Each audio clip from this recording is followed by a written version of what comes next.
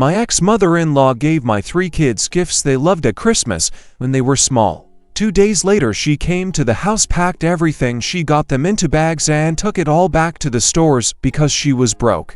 What's the biggest move you've witnessed?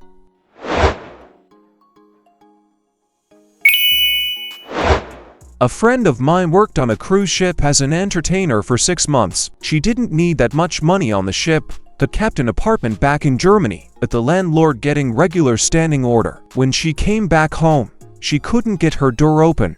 Called the landlord, and he told her he had already thrown out all of her stuff because after 1 month of her cruise she didn't pay the rent. Turns out her parents, who had access to her bank account in case of emergency, took all the money and she made a lot in those months on the ship to pay the bills because their own salary had gone into 2 new cars. So basically she sat there without an apartment, without any friends in town, totally jet-lagged and without a single euro in her pockets.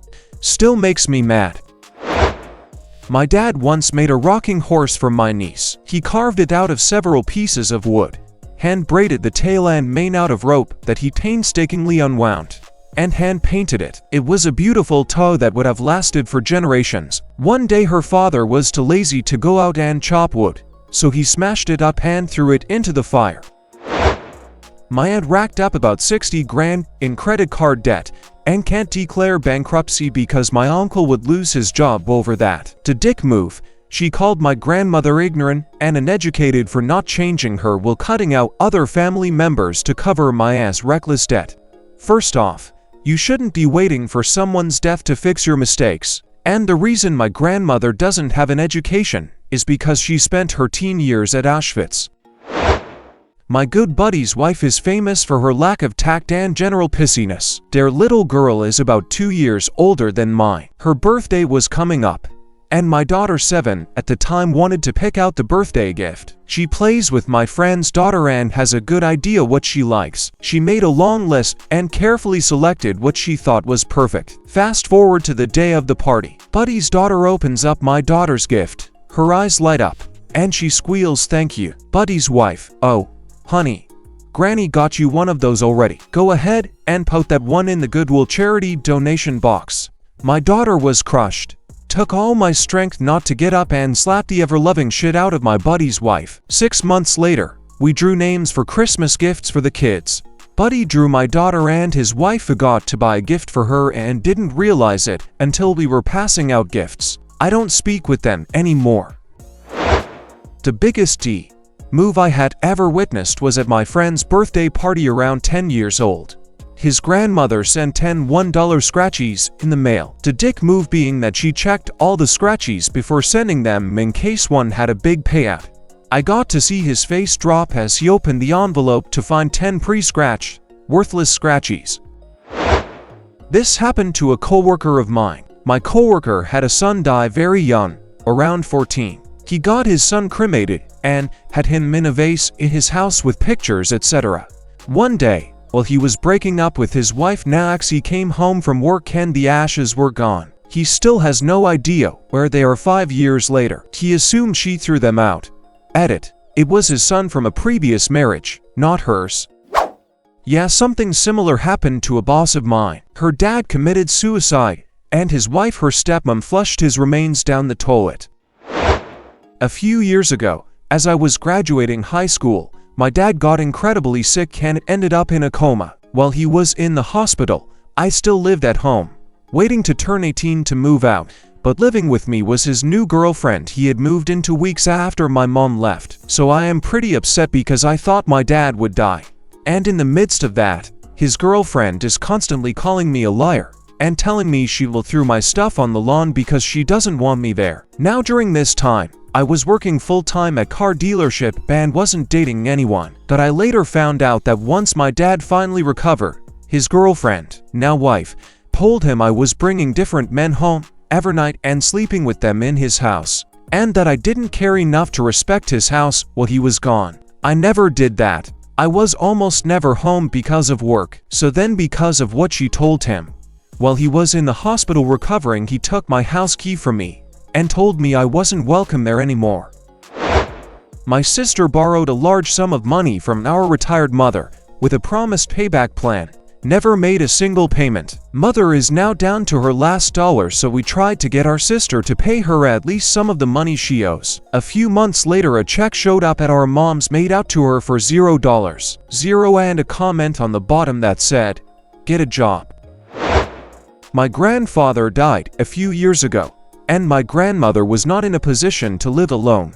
So she decided to sell her home of 50-odd years, no less. This was on top of the remainder of my grandfather's pension, so she had about $50,000 or so. She asked my father to handle all the bank work and such. One day my father called her, asking if she was well enough to go to the bank, but my aunt's newest boyfriend picked up, said it was taken care of, and hung up. They had tricked my grandmother into putting all that money into their account, which they had no intention of letting her access and, likely, had every intention of wasting it on drugs and alcohol. Luckily, Dad was able to explain to Nan what my aunt did, and the bank, having known and respected my grandfather as everyone in town did, reverse the transfer. My dad joined the Marines when he got out of high school. He didn't really spend money, but instead just sent it all back to his parents to keep for him or use in the event of an emergency. His father died, and his mom used the money to pay for funeral expenses and keep up with bills. She then sold their farm and made a bunch of money. They lived outside of a large city that got much larger, and rich people wanted to live out in the country, so they were willing to pay a lot of money. So fast forward a couple of years. My dad married my mom. They had my little brother, who was born with severe respiratory issues. He had to stay on a respirator for a month, and they weren't sure he was going to make it. My dad asked to borrow money from his mom to pay the medical bills, which were obscene. She told him no, and that he shouldn't have had a kid if he couldn't afford it. My father asked my mother for a divorce on my birthday, took everything they had in their home, started dating at 20 years old. I took out a $6,000 loan to refurnish a house I started renting with my mother-mom. I could not afford on my own. My mother died 2 months after moving in. In her final email, she told my father to give me the life in so I can pay the loan back and hopefully pay most of the rest of the lease. He took off with it, bought a truck and a stereo, left me broke, in debt, in a lease I couldn't afford, and with a little brother to take care of and get the rest of the way through high school. My parents also owed the school $2,000 that the school demanded from me, or else they would not let my brother graduate. When I was 8 years old, I left a couple of toys on the floor.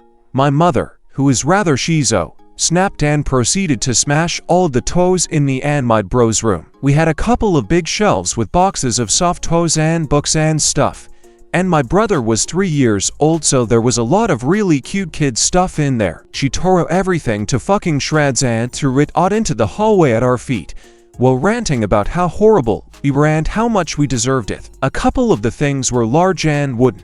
There was a kid's wheelbarrow type thing that my bro absolutely loved, and she smashed it on the floor incredibly hard directly in front of him. My bro was in absolute shock. He looked terrified. He just stood with this tragic silence throughout the whole episode. That was the first time I can remember him looking like that. He defaulted to that demeanor whenever she would lose it after that, and most of my significant childhood memories involve him standing like that and me trying to console him. This is pretty personal to share. I don't think about it very often, but this post triggered the memory. It feels pretty good to type it out.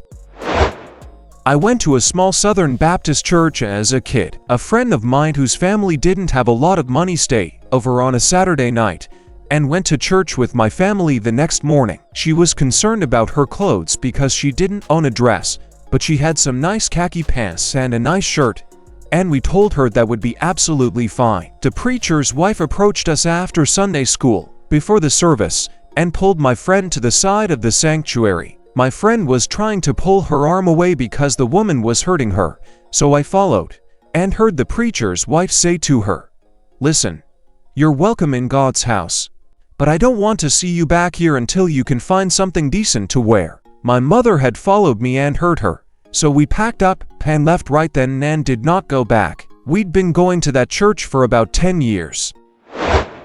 That is awful. A crazy lady in my buddy's family will routinely host parties and such just so that there is a large number of purses available to pick from.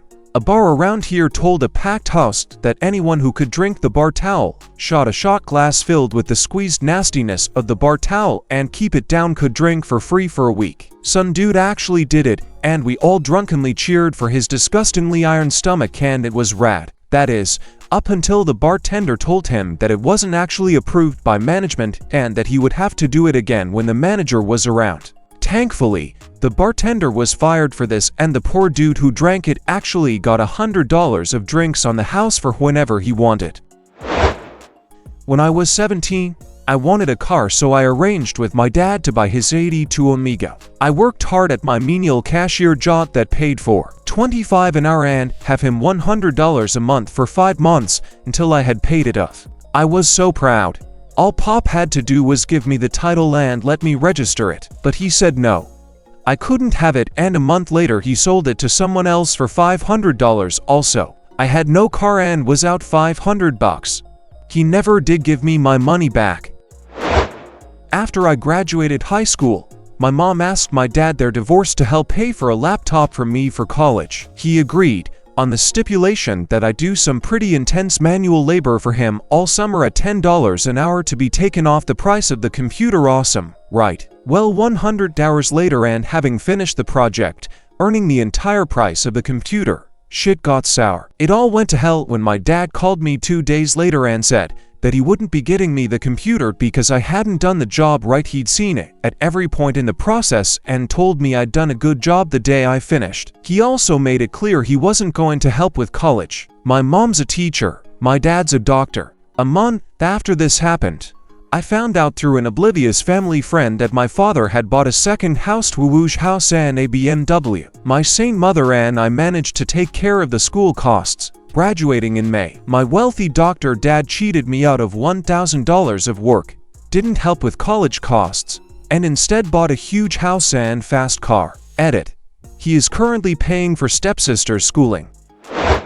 When my father was dying for weeks in the hospital, my half-sister, who is a terrible ex-everything addict, who was living in a halfway house for selling heroin at the time, OBTW, she hadn't seen him in a couple years, showed up the day he was dying and stole the only things of value in his personal effects. The iPod I had personally bought filled with his favorite songs, the pair of Ray-Ban sunglasses he always wanted, I got him for Father's Day. She stole them while I was in the room with him. If I ever have a reason to believe I won't live longer than a year, I'm gonna hurt her in some way. Then die. It will make my life complete. I didn't witness it, but my ex's alcoholic dad out of the blue one day, when my ex and her mom were out of town, locked the younger daughter in the closet, told her he didn't love any of them anymore, left to go get a moving truck, and packed everything in the house up and left.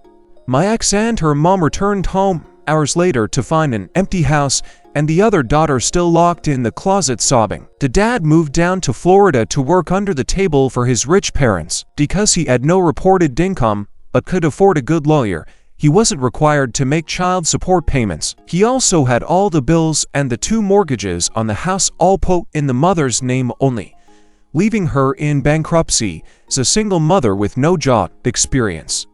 Luckily, they made it through with the support of family and friends, but apparently it was very chaotic for several years. When my girlfriend was 9 and her sister was 12, their mom took them with her to get an abortion because she needed some support. I could never quite get my head around that one. It was the morning of September 11th, 2001. My mom's ex-finance was at our house watching TV when breaking news came on about the terrorist attacks. Being a former resident of New York City and knowing people who worked in the World Trade Centers, my mother started bawling her eyes out. Her fiancé then stands up and says something like, "Great, now that's all that's going to be on the news for a month," and left the room. He didn't stick around much longer. Doubt anyone will see this, but here it goes. I have a mother that would do anything for her kids. She has battled and survived cancer and numerous other illnesses. My sister called her one day saying she has been diagnosed with cancer and needed $5,000 for the surgery that she's going to need. She tells my mom everything from who the doctor is to what they are going to do. My mom in tears rushes to take out a loan and immediately heads to pay for it, where, as you might have guessed, finds out my sister lied about the whole thing. When my mom calls her to ask her what's going on, my sister yells at her for going to the doctor's office first and not just giving her the money, and hangs up on her. Oh, and she also stole my Christmas money that year. Not cool.